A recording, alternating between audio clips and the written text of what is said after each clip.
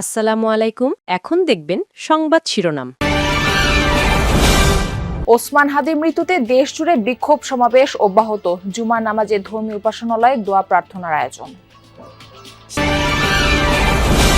ঝালকাঠির নলছিড়িতে হাদির গ্রামের বাড়িতে শোকাবহ পরিবেশ, মরদেহের অপেক্ষায় স্বজন, এলাকাবাসী, খুনিদের বিচার দাবি। নওগাঁয় বিদ্যুৎ সরবরাহের তার সুরক্ষায় চলছে বৃক্ষ নিধন। প্রকৃতি বিনষ্ট কর্মকাণ্ডে ক্ষুব্ধ সচেতন নাগরিকরা।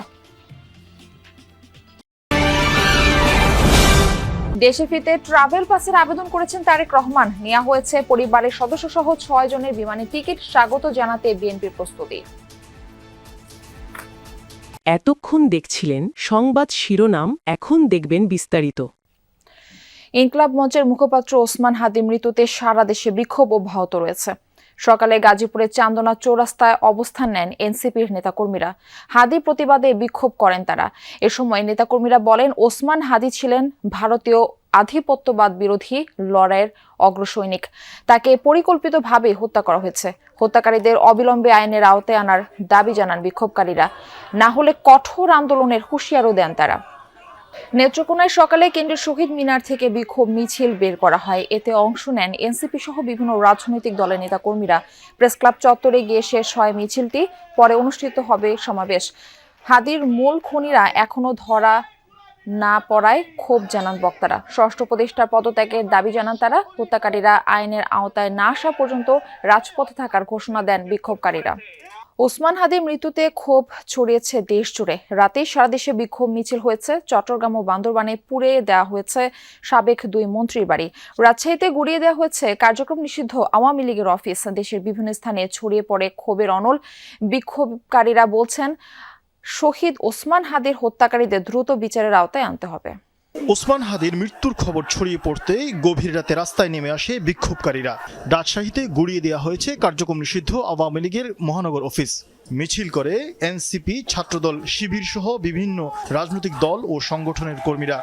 চট্টগ্রামে হামলা হয়েছে কার্যক্রম নিষিদ্ধ আওয়ামী লীগ নেতা মহিবুল হাসান চৌধুরী নফেলের বাড়িতে। বান্দরবানে আগুন দেওয়া হয় সাবেক মন্ত্রী বীর বাহাদুর উসুই সিং এর বাড়িতে।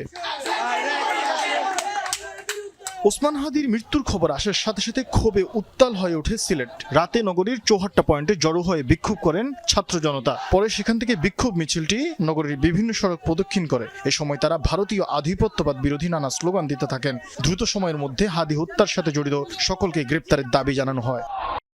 ইনকলাব মঞ্চের মুখপাত্র শরীফ ওসমান হাদির মৃত্যুতে তার গ্রামের বাড়িতে ঝালকাঠির নলছিটিতে নেমে এসেছে শোকের ছায়া। নলছিটি পৌর শহরের খাসমহল এলাকায় হাদির গ্রামের বাড়িতে চলছে মাতম। স্বজনরা কোনোভাবেই মেনে নিতে পারছেন না হাদি আর নেই। সদা হাস্যজ্জ্বল হাদির মৃত্যুর খবরে শোকস্তব্ধ গোটা এলাকা। এর আগে গতরাতে হাদির মৃত্যুর সংবাদ পাওয়ার পরপরই দ্রুত হত্যাকারীদের গ্রেফতারের দাবিতে সড়কে নেমে আসে স্থানীয়রা। শহরের কলেজ মোড় এলাকায় অবস্থান নিয়ে প্রায় 5 ঘন্টা ঢাকা ঝালকাঠি মহাসড়ক অবরোধ করে রাখা হয়। এ সময় সড়কের 2 পাশে তীব্র যানজটের সৃষ্টি হয়। পরে রাত 3টার সময় বিক্ষোভধরা সরে গেলে ধীরে ধীরে স্বাভাবিক হয় যান চলাচল। এই দায়িত্ব আমাদেরকে আসলে রাষ্ট্রকে নিতে হবে, আর কোন হাদি যেন আর ঝরে না পড়ে। আপনারা সবাই হাদির জন্য দোয়া করবেন, আল্লাহ যেন তার বিস্তর নসিব করেন। হাদি ভাই চলে গেছে আমাদেরকে রেখে, আমাদের উচিত হবে সবাই দেশবাসী মিলে হাদির রেখে যাওয়া বাকি কাজগুলো আমরা যেন সম্পন্ন করতে পারি। নওগাঁয় বিদ্যুৎ সরবরাহের তার সুরক্ষায় চলছে বৃক্ষ নিধন। প্রকৃতি বিনষ্ট করা কর্মকাণ্ডে ক্ষুব্ধ সচেতন নাগরিকরা। অন্যদিকে আইন অমান্য করে গাছ নষ্ট করেছে বিদ্যুৎ বিভাগ। অভিযোগ সড়ক জনপথের। নওগাঁ বাইপাস সড়কে এভাবেই প্রায় 750 তাল গাছের মাথা কেটে ফেলা হয়েছে। কুঠারের আঘাতে মরে গেছে অনেক গাছ। প্রকৃতির ভারসাম্য রক্ষায় প্রায় 3 কিলোমিটার জুড়ে সড়কের দুপাশে গাছগুলো রোপণ করা হয়েছিল 2 যুগ আগে। বৈদ্যুতিক তার রক্ষা করতে এক পাশের গাছ উজাড় হয়ে যাচ্ছে। এমন কর্মকাণ্ডকে কাণ্ডজ্ঞানহীন বলছেন স্থানীয়রা। প্রতিটা থম্বা তাল গাছের উপর দেই, তাল গাছে একটু কেন ডাল ছাড়লে কেটে দেওয়া হচ্ছে, ডাল ছাড়লে কেটে দেওয়া হচ্ছে। এই কারণে তাল গাছগুলো ধ্বংস হয়ে গেল সবগুলা। গাছের মাথা লোকেরা কাটে দিয়ে গেছে, কিছু গাছ মরে গেছে, আবার কিছু গাছ জিয়ে আছে। মন্দ তো চাই আমরা কয় কি করব, কাক বলবো বলো। নওগাঁ রাজশাহী মহাসড়কের পাশেও নির্মমতার শিকার বিভিন্ন প্রজাতির হাজারো গাছ। কারণে অকারণে এভাবে গাছ নিধন করায় উদ্বিগ্ন সচেতন নাগরিকরা। এমন কর্মকাণ্ড বন্ধে দিচ্ছেন জোর তাগিদ। এই যে গাছ কেটে কেটে দিচ্ছে, ছায়া হচ্ছে না, রাস্তার গাছ সব নিয়ে চলে গেলে ওখানে রোদ পড়ছে না। একটা গাড়ি অ্যাক্সিডেন্ট হয়ে গেল, আল্লাহ না করুক হয়ে গেল, ওই গাছ বড় গাছ থাকলে গাছে আটকে যায় অনেক সময়। এছাড়া গাড়ি রোড দিয়ে নিচে চলে যাওয়ার সম্ভাবনা বেশি না। এই গাছগুলা কাটাতে খুব অন্যায় হচ্ছে। প্রাকৃতিক দুর্যোগগুলো যেগুলো আসছে সেই দুর্যোগ থেকে আমরা রক্ষা পাবো না। গাছ যেহেতু আমাদের ছায়া দেয়, তাপ শোষণ করে এবং আপনার খেয়াল করবেন যে আমাদের কিন্তু বৃষ্টিপাত কমে যাচ্ছে। এই বৃষ্টিপাত কমে যাওয়ার মূল কারণ কিন্তু গাছপালা কমে যাওয়া।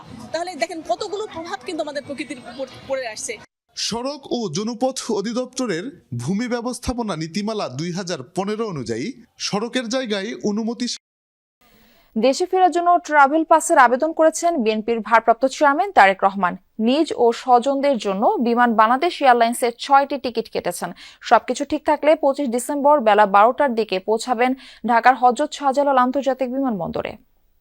উন্নত চিকিৎসা নিতে বিএনপির ভারপ্রাপ্ত চেয়ারম্যান তারেক রহমান লন্ডনে যান 2008 সালে। 17 বছর 3 মাস পর দেশে ফিরছেন তিনি। তবে পাসপোর্ট না থাকায় দেশে ফিরতে দরকার হবে ট্রাভেল পাস। পররাষ্ট্র উপদেষ্টা বৃহস্পতিবার জানান, লন্ডনে বাংলাদেশ হাইকমিশনে ট্রাভেল পাসের আবেদন করেছেন তিনি। দেশে ফেরার প্রায় সকল প্রস্তুতি সেরে ফেলেছেন তারেক রহমান। 24 ডিসেম্বর ঢাকাগামী নিয়মিত ফ্লাইট BG 202-তে দেশে ফিরবেন তিনি। এজন্য বিমান বাংলাদেশ এয়ারলাইন্সে নিজ স্বজনদের জন্য 6টি টিকিট কেটেছেন বিএনপির শীর্ষ নেতা। 25 ডিসেম্বর বেলা 11টা 50 ফ্লাইটটি ঢাকায় পৌঁছানোর কথা রয়েছে। বিএনপির পক্ষ থেকে জানানো হয়, ঢাকায় তারেক রহমানের অভ্যর্থনা ও নিরাপত্তার ব্যবস্থা নিয়েছে তার দল। M A Aziz, Jamuna news, Dhaka. Osman হাদির হত্যার টার্গেট কিলিং বলে মন্তব্য করেছেন নির্বাচন ব্যবস্থা সংস্কার কমিশনের সাবেক সদস্য ডাক্তার জাহেদুর রহমান। সকালে ডিবেট ফর ডেমোক্রেসির অনুষ্ঠানে তিনি এই মন্তব্য করেন। বলেন, বিএনপির ভারপ্রাপ্ত চেয়ারম্যান তারেক রহমানের সর্বোচ্চ নিরাপত্তা নিশ্চিত করা দরকার। তারেক রহমান সহ যারা ঝুঁকিতে রয়েছেন তাদের সকলের নিরাপত্তা নিশ্চিত করা জরুরি বলেও মনে করেন ডাক্তার জাহেদ। প্রথম আলো ও ডেইলি স্টারে আগুন দেওয়ার বিষয়ে ডাক্তার জাহেদ বলেন, পত্রিকাগুলোর বিরুদ্ধে সমালোচনা থাকলেও অগ্নিসংযোগ অনাকাঙ্ক্ষিত বলেন তিনি। আলোর বিরুদ্ধে প্রচুর সমালোচনা, ডেইলি স্টারের বিরুদ্ধে প্রচুর সমালোচনা ছিল, যেটা ভেঙে আগুন লাগিয়ে দেওয়া যায় নাই। এমনকি ডেইলি স্টারে সাংবাদিকদের এবং অন্যান্য কর্মীদের জীবন হুমকির মুখে পড়েছিল। তো এই যে পরিস্থিতি হচ্ছে, এই স্টেবিলিটিটা দরকার। সুতরাং আমি মনে করি জনাব তারেক রহমানের ব্যাপারে অবশ্যই সর্বোচ্চ নিরাপত্তার ব্যবস্থা নেওয়া দরকার এবং তারকে হত্যা করে ফেলতে হবে এই ধরনের ঝুঁকি